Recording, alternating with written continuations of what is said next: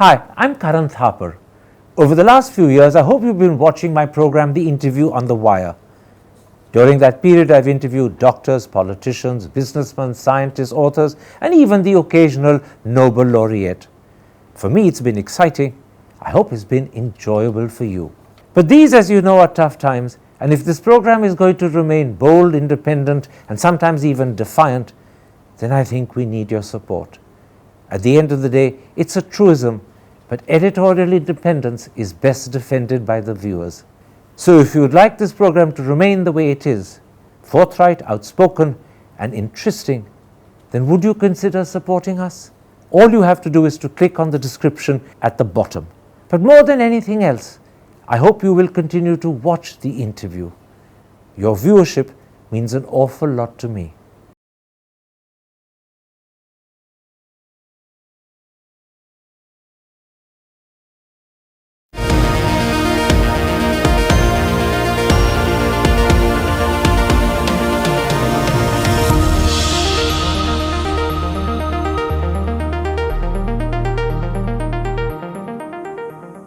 Hello and welcome to a special interview for The Wire.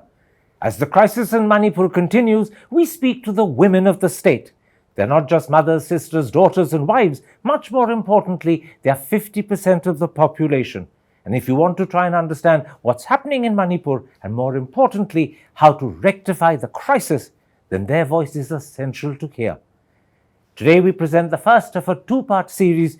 Joining me today is the convener of the Kuki Women's Forum, Dr. Mary Grace Zou. Dr. Zou, you're in touch with people in Manipur. Let me start by asking you, how would you describe the situation facing the Kuki people today? Yes, sir. I've been very much in touch with the people in Manipur because this is something of our concern also. Though we are living 2,000 miles away from Manipur, we are really concerned like what is happening back home in Manipur. And then the other thing is that the people I know have been spending sleepless nights, and at the same time they have not been taking proper food. And I can say that the people are barely surviving and not living because there's no more life without internet and intermittent supply of electricity and no education. The daily wages, they are not able to get work.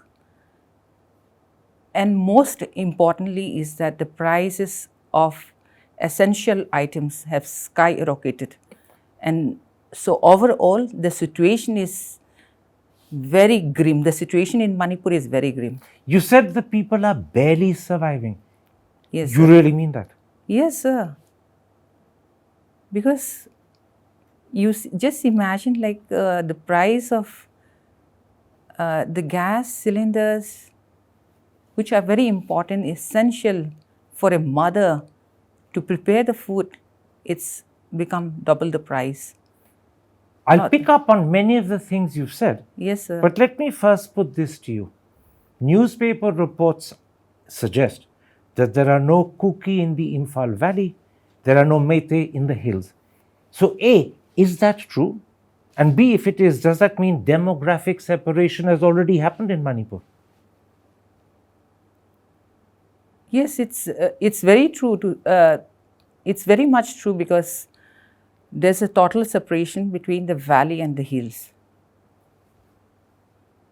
And if I just recall back the time when the violence started on the 3rd of May, it started in the Imphal Valley where the ethnic cleansing of the Kukis have started, and they didn't go on their own, they've been chased away. And I can say that like those people who have been displaced from Imphal Valley are the lucky ones, the lucky survivors who have been sheltered in army camps. So in this regard, I would really like to thank the Indian Army. They are the only survivors who have been rescued by the Indian Army. You're saying? Otherwise, I can just quote what Mr. Hang Singh has said in his interview with you, that the Meitei militants, the state-sponsored militants are like wolves. The mob are like wolves. And I'll just quote another interview which Bungzagin Valte's wife with the East Mojo has said that they are like animals. Let's come to some of the things you said about the condition in which the people are surviving today. As you said, they're barely surviving. Schools have been shut for 6 weeks, and who knows when children will go to school again, because no one knows when schools will reopen. How much impact is this having on the education of children, which is the future of the state? Exactly, Karana. This is something which is really worrying me as a mother. I think we are going to lose one generation because there's no school, the internet has been shut, no online classes. And the saddest part is that despite the Chief Minister's concern, when he conveniently say that he is concerned about the youths of Manipur, where is his concern now? Because this war, which has been declared by the Chief Minister against the Kukis, or the pre-planned ethnic cleansing or genocide of the Kukis, have led to the youths holding guns instead of books. But you're saying that one generation of children will actually lose their education completely. That's your fear. Yes, we have just recovered from COVID. We have just recovered from COVID. Children have not had their classes. They had not had their schooling because of COVID, and their children have just recovered. What about the elderly who could fall sick, who may need doctors, who may need hospitalization? Do those facilities for the elderly still exist? Do they function? It functions, but one thing you have to know is that like most of the multi-speciality hospitals are located in Imphal Valley. So in most of the districts, we don't have such multi-speciality hospitals. There are district hospitals, some private clinics, private hospitals, but they don't have multi-specialist. And most of the multi-specialists, they come either from Imphal, not on daily basis, and come and even attend all these private hospitals. So people who need multi-special care either have to go to Imphal, and that would be at a risk to their lives, or they don't get that care. Exactly, sir. One thing is that you can't help it because you cannot go to Imphal now. The moment you go there, you will not get that. Instead of getting treatment, you will be lynched by the mob. So the elderly, if they need treatment, have to go without it. So either like this, one choice is that they have to go to Mizoram and then fly from there and go to the metropolitan cities like Kolkata, Delhi, or any place. That's the only route. Now, women are not just individuals, they're also mothers, they're also wives. They run the home. How difficult is it for them to buy essential food items in this situation? You were mentioning cooking gas prices having doubled. How easy or difficult is it to run a home, to feed your children, to feed your husband? That's true, sir. That's true, especially for people like who are running their house through daily wage. There's no business. The markets are shut for like 3 days in a week. It's only open for 3 days shut for 4 days in a week and open for 3 days.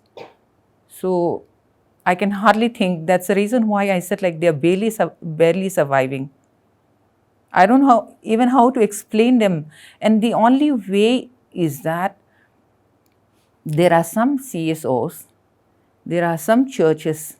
CSOs are community service organizations. Yes, civil society organizations. And in these, I'll just add one point that like we are really grateful to our neighbor states like Nagaland and Mizoram. They've been sending relief materials in terms of food, in terms of medicines. So I'd like to thank them for that. If I That's the only understand you way. correctly, Yeah. you're saying that the Kuki people in the hills are surviving because of assistance and aid that comes either from Mizoram or Nagaland, or because of assistance and aid given by CSOs. Yes, But there is correct. nothing coming from the Imphal Valley to the Kuki areas to help them. Not at all, sir.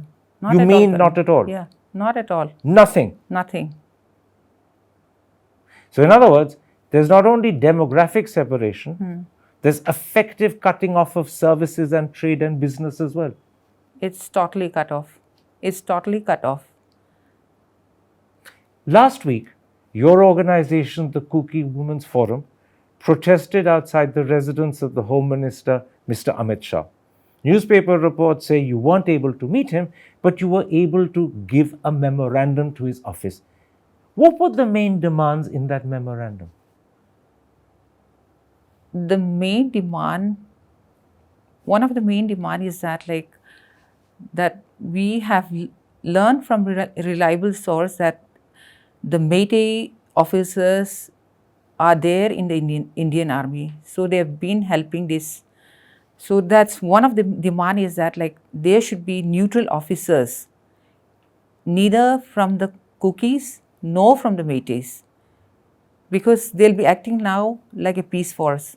I should point out to you that the army has officially said it is unfair and untrue to suggest that Meitei officers in the Indian army are acting against the interests of the Kuki. The army has officially denied that.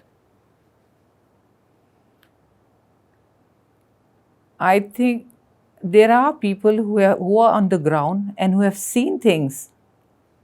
So these are all ground reports.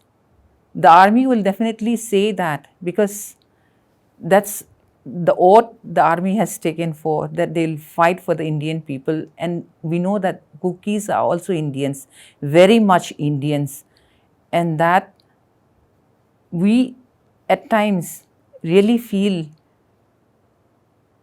I should say, bad, or we don't like the words which are branded by the Meiteis or the Chief Minister saying that we are illegal immigrants, that we are poppy planters, we are forest encroachers, when we had a history of our forefathers fighting against the British in the Anglo-Kuki War. But you're saying to me that Meitei officers in the Indian army are acting against the Kukis, that instead of treating the Kukis as fellow citizens, they are targeting them. That's what you're saying. That's why you don't want Meitei officers posted in the army in Manipur. Yeah, those are ground reports. On the basis of the ground reports, then we have to put forward what are demands. And this is one of them. This is one of them. What are the other demands? The other demands are that we should, the Indian buffer zone should be created between the Kuki villages and the Meitei villages, Meitei areas. And who will man the buffer zone? Of course, by the Indian Army. The Indian army. Yeah. What about the Manipur police? We don't trust the Manipur police. They have been there all out helping the state-sponsored armed militants. So that's the the buffer Arambai zone- Tengol and the Meitei Lipun. So the buffer zone has to be manned by the Indian army. Yes. Is there a third demand? The third demand is that there should be action which should be initiated against the Meitei Lipun and the Arambai Tengol, because they say that they are so-called cultural organization, but the way they have taken up arms, they are like militants. They have been telling us that we are Kuki militants, but they are the real militants with sophisticated arms. What sort of action do you want taken against them? Whatever action, according to the law of the land. So the four demands, and I'm just repeating this for the audience, is A, remove all Meitei officers serving in the army in Manipur. Secondly, create a buffer zone between the Kuki and the Meitei manned by the army. Third, you do not trust the Manipur police. You don't want them operating in Kuki areas. And fourth, you want action taken against the Arambai Tengol and the Meitei Lipun. Exactly. What response did you get from the Home Minister? It's been a week since you handed the memorandum. What response have you got? till now, officially, we have not received any response as yet.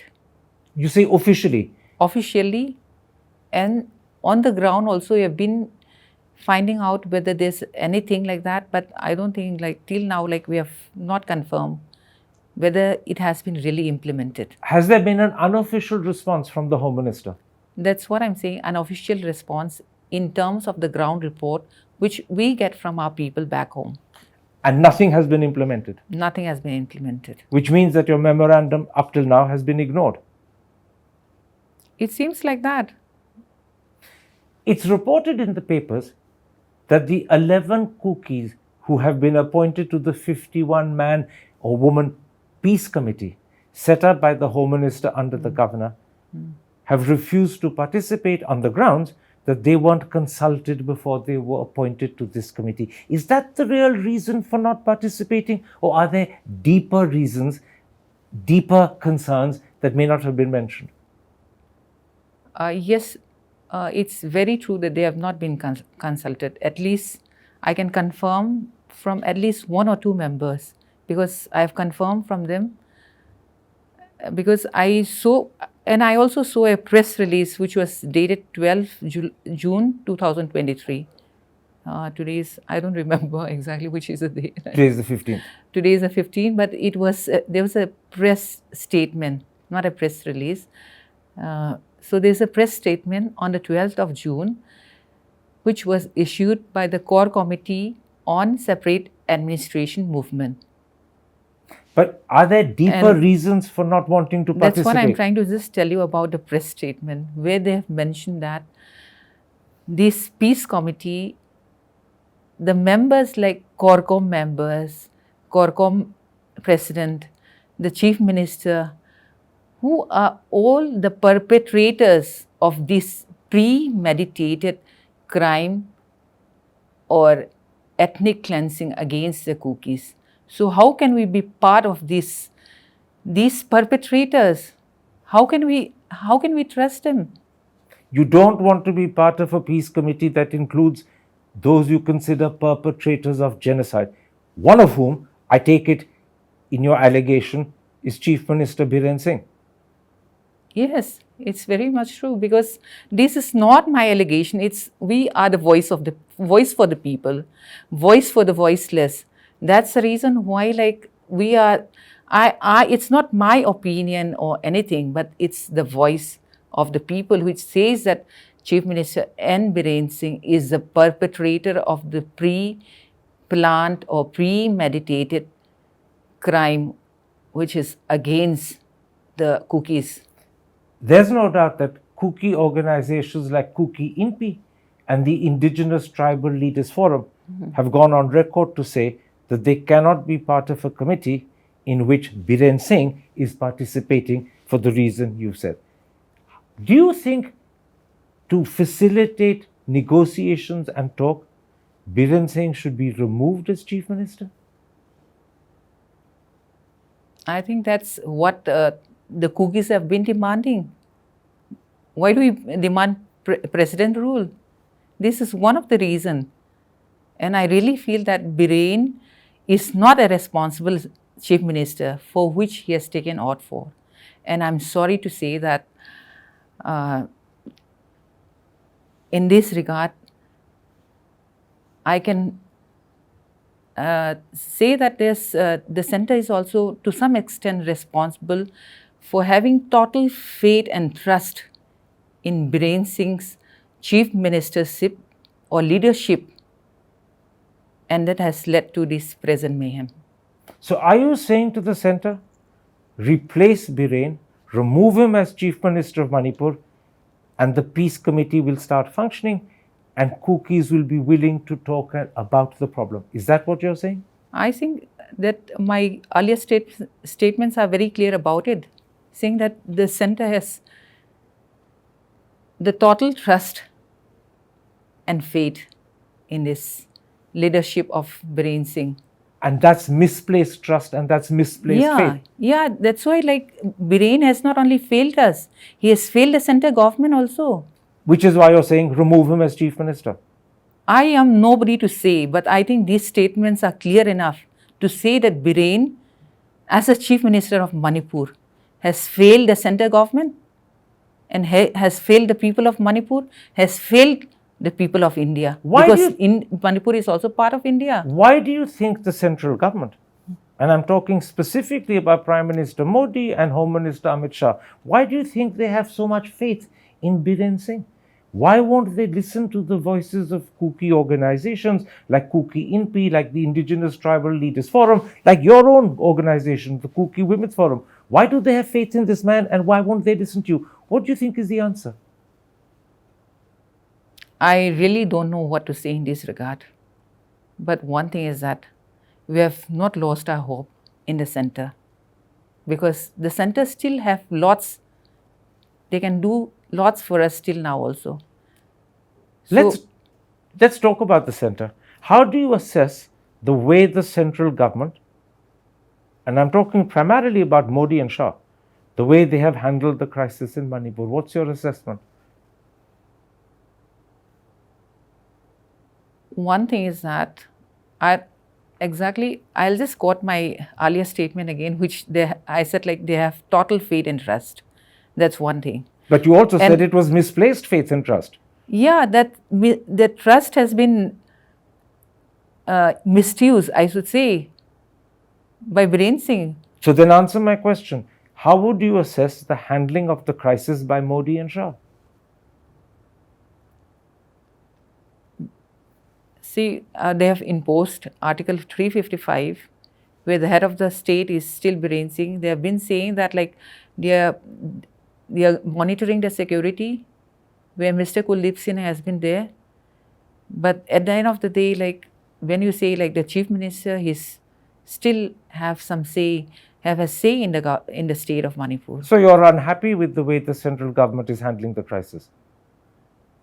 I know we always expected something which is more effective than this.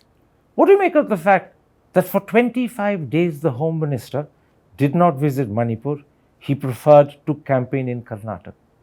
Almost 6 weeks to the day have passed since the crisis began on the 3rd of May, and not a single word has been spoken in public by the Prime Minister. What do you make of those two facts? I really don't know what to comment on in this regard. Are you disappointed? Very much disappointed. It's very disheartening as a citizen of India that the Kuki lives don't matter. Does the Prime Minister's silence suggest Kuki lives don't matter? It seems like that, because the center and the state has to act together. Many people say it's perplexing that the might of the Indian state, the 5th biggest economy in the world, one of the most powerful armies in the world, the might of the Indian state has not been able to restore law and order in Manipur. And people sometimes say this is not just inexplicable, it raises suspicions. Certainly Mr. Iralu, a Naga, said to me, this raises serious suspicions about the central government. Do you as a Kuki share those doubts and suspicions? I think everybody will have that suspicion. Carry on. What is the suspicion? Spell it out for me. That why is the center not acting? Why is the center still believing in Biren Singh's leadership? Do you think what is the role of the double engine government? They've been telling that there's a double engine government. Do you think the center wants the problem to continue? Is that why they're silent? Is that why they failed to restore law and order? One thing I've been thinking about, and which I don't know how far I'm true, but then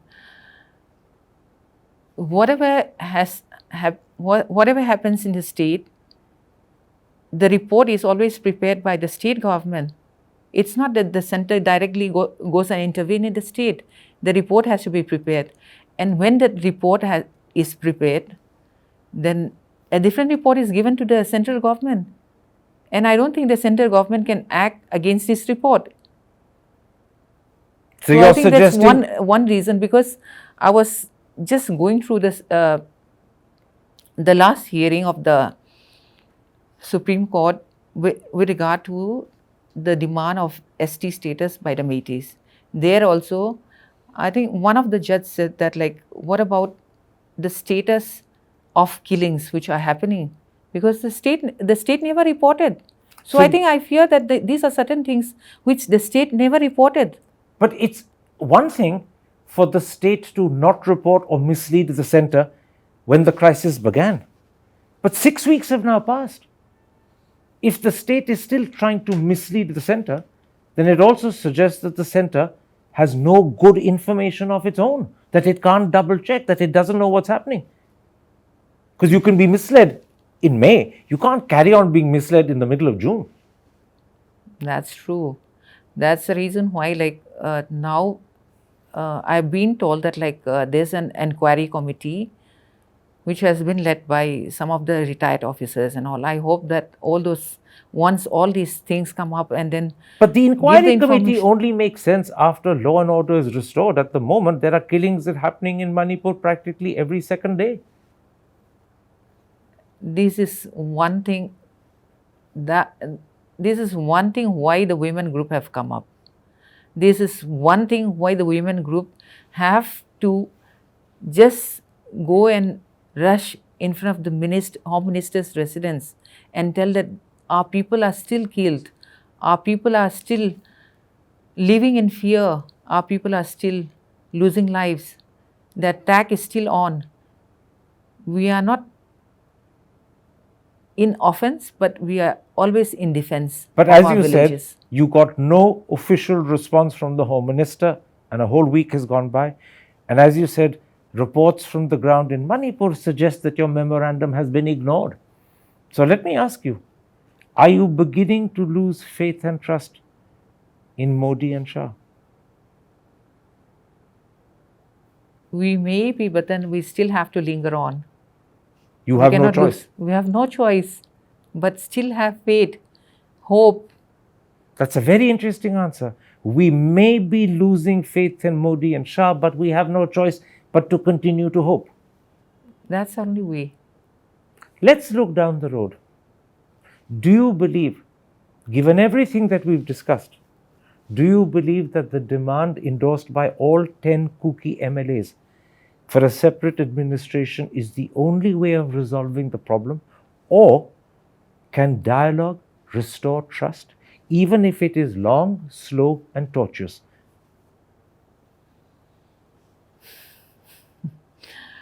One thing is that I think that this separate administration, this is very important. Why? Because the state, in the state itself, there's already demographic separation. But in spite of that, like, in spite of chasing away all the Kukis in Imphal Valley, and they have been killed, they have been brutally killed.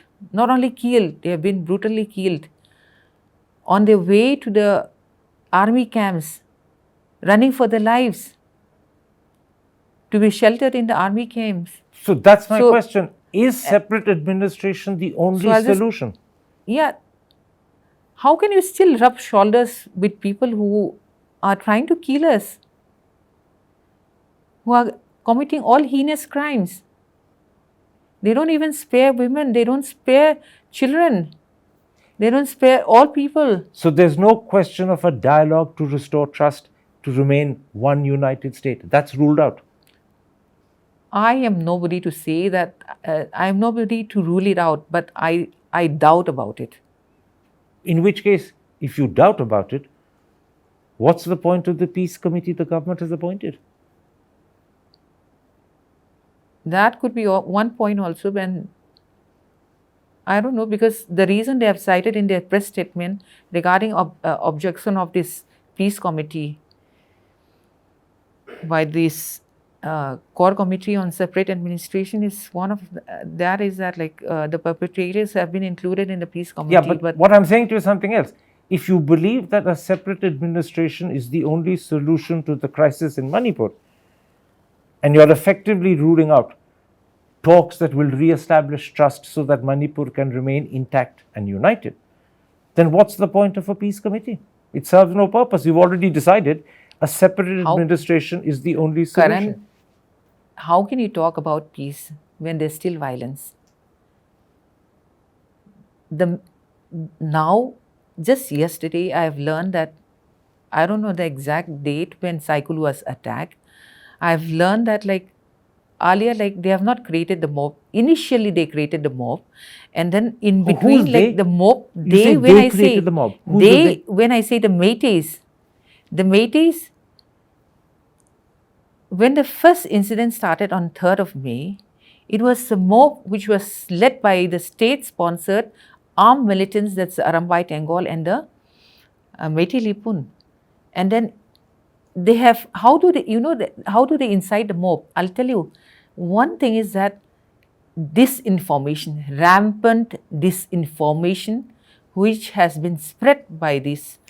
Let's not go into the details of how they incite the mob. My object is not to inflame passion. My object is to work out from you whether there is an alternative to separate administration. You're saying to me there is not. Separate administration is the only solution. That's the only thing, because like one thing you have to know is that separate administration, even these are all, I should say, political terms which has to be decided by the leaders or like the central government. That's the character of separate administration. Let me put this to you. Most people at the moment have forgotten that Manipur consists of 3 communities. It's not just Kuki and Meitei. There are also Nagas. Nagas are 24% of Manipur. Meiteis are 53%. Kukis are 16%. What is the state of relationship between the Kukis and the Nagas in Manipur? Politically, I think I should say that at this present moment, the Nagas are neutral, are playing a neutral role. Are they helping and assisting the Kukis in the hills? But one thing is that we need to thank our Naga brothers that they have been praying for us. They have been sending relief materials. They are at least collecting materials for us, and they are helping in the relief centers in whatever way they can. So this is something like which is appreciated by the Kuki brothers. We're coming to the end of this interview. I want to put something very different to you before I end. If I recall correctly, in Northern Ireland, where the Protestants and the Catholics were feuding and fighting for generations, there was a complete collapse of trust between the 2 communities. But the women of the 2 communities worked tirelessly to bridge that gap, to recreate trust. In fact, Betty Williams and May Reed Corrigan won the Nobel Peace Prize in the mid-70s for their efforts. Could Kuki women and Meitei women play a similar role in Manipur? The incident which you talk about in Ireland, I really wish that it can happen. But I think this will be really impractical in reality. Why? I'll tell you why. You know the Mera Paibis. What is the role of the Mera Paibis? Mera Paibis are supposed to be they are termed as the guardian of the civil society. They are, one of their main objectives is crime against crime and injustice against women. And you know what they did? I'm not saying that there's a video footage which I have in my phone also. I can even show it to you. What did they do? You know what they did? I'm not saying that they'll be Mera Paibis, but this group of women, when the violence started in Imphal Valley, they got hold of 2 Kuki young women, and they told the men folk around saying that rape them. How can you tell the men to rape you. You may be a mother, you may be a sister, you may be a daughter. How can you think of your daughter? Those two young Kuki women, they just gave them to the men and said, you raped them. And then, you know what, after 3 days, we came to know that like one of them was killed, murdered, and then the other survived. You're saying to me that women in Manipur, whether Kuki or Meitei, in their capacity as mothers, as wives, as sisters, as friends, cannot get together to try and do in Manipur what Betty Williams and Myreed Corrigan did in Northern Ireland? That is no longer possible in Manipur. Women can't get together as women, as mothers, as wives. I'll just tell you the role so that you can put it yourself how impossible or like how impractical it would be, because like I said, like the violence started in Imphal Valley. Where are the Mera Paivis? They should have come out and said that the violence cannot happen against women. They've been killing the women also mercilessly. Okay. So, and then I'll just, on the contrary, I'll just cite one thing where in Churachandpur, there is an incident. I don't remember the date, somewhere on the 5th. Of which month? June or May? 5th of May. 5th of May.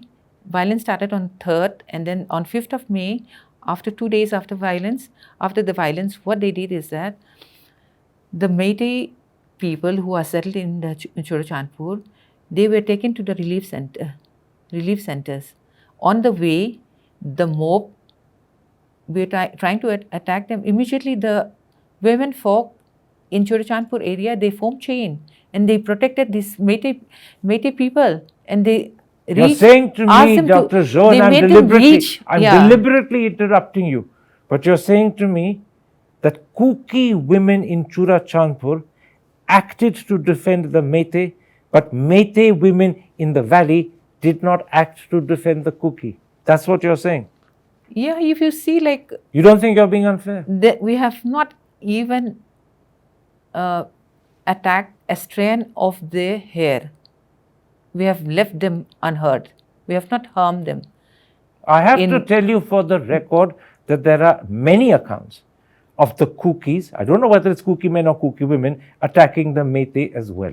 There are many accounts of that, including a police officer called Yadav, who was clearly, according to the police, shot by what looks like a Kuki sniper. It was in the papers. So there are similar stories on both sides. I have to balance it because that's what an honest journalist should do. But I'll ask you one last question.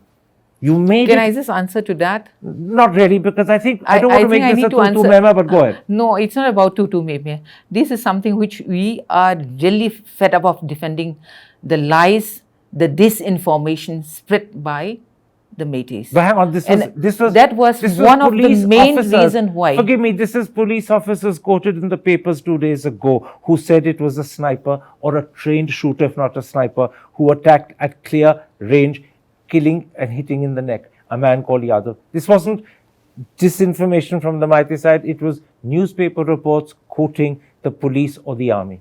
It was there in the papers. But let's not get into that because I think it serves no purpose. You made clear that women in their role as mothers, as wives, as sisters, cannot get together with their Meitei counterparts in Manipur. What about in Delhi? Can you, as chief of the Kuki Women's Forum, meet Meitei women? Away from Manipur, can you here get together and talk and try and build trust? Or is that impossible in Delhi as well? I don't have any close friends, Meitei friends, but I've been talking to friends who have Meitei friends and neighbors, and they said that like these violence has created a mistrust between their neighbors and their friends also, Meitei friends and neighbors. So I think the whole thing is now that everywhere, in any part of India, anywhere, these violence have really affected the liaison between the Meiteis and the Kukis. We've reached breaking point. Yeah. I thank you, Dr. Zou, for coming and speaking to me. I think, as I said in the introduction, it's very important that the voices of women in Manipur should be heard.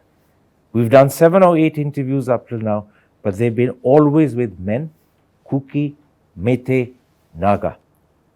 But this is the first of a 2-part series where I am deliberately talking to the women of Manipur. You were the first. Tomorrow we have Bina Lakshmi Nepram, the convener of the Northeast India Women Initiative for Peace. She's a Meitei.